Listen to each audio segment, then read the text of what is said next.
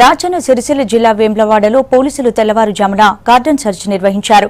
జిల్లా ఎస్పీ అశ్వజిత్తో పాటు డీఎస్పీ ఆధ్వర్యంలో 300 మంది పోలీసులు తనిఖీలు చేపట్టారు. రాజన్న ఆలయం దగ్గరలోని ప్రాంతాలతో పాటు లాడ్జీలు, ఇండ్లలో సోదాలు నిర్వహించారు. సరైన అనుమతి పత్రాలు లేని వాహనాలను అదుపులోకి తీసుకుని స్టేషన్కి తరలించారు.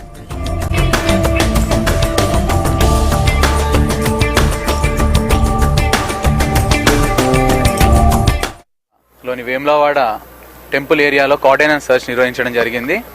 చాలా పెద్ద మొత్తంలో ప్లానింగ్తో, మంచి స్ట్రాటజీతో మేము కార్డెనెన్స్ సర్చ్ ఆపరేషన్ అనేది ప్లాన్ చేయడం జరిగింది. ఎర్లీ మార్నింగ్ 3:30కి స్టార్ట్ చేసి ఇప్పటి వరకు అంటే 7:30 వరకు కూడా ఆల్మోస్ట్ 4 hours కంప్లీట్గా ఇక్కడ ఉన్నటువంటి lodges, suspected areas, any other security threats ఏవైతే ఉన్నాయో టెంపుల్ ఏరియాలో అన్నీ చెక్ చేయడం జరిగింది. We have had very good results in the first cordon search. మేము ఆల్మోస్ట్ పత్రాలు లేనివి, ధృవీకరణ లేని వెహికల్స్ 108 వెహికల్స్ సీజ్ చేయడం జరిగింది. ఒక 90 మెంబర్స్ సస్పెక్టెడ్ పీపుల్ ఎవరైతే లాడ్జెస్లో ఉన్నారు, ఈ ఏరియాలో కొంచెం అనుమానాస్పదంగా తిరుగుతున్నారు, ఎటువంటి డాక్యుమెంటేషన్స్ లేకుండా ఉన్నారు, వీళ్ళలో కొంతమంది అఫెండర్స్ కూడా దొరికారు. మాకు 90 మెంబర్స్ని కస్టడీలోకి తీసుకోవడం జరిగింది.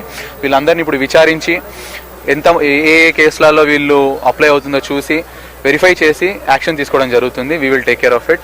సో మన ఏరియాలో డిస్ట్రిక్ట్ ఫామ్ అయిన తర్వాత ఈ వేములవాడ టెంపుల్ టౌన్ ఏరియాలో ఇంత పెద్దగా కార్డెనెన్స్ సర్చ్ చేయడం ఇదే ఫస్ట్ టైం.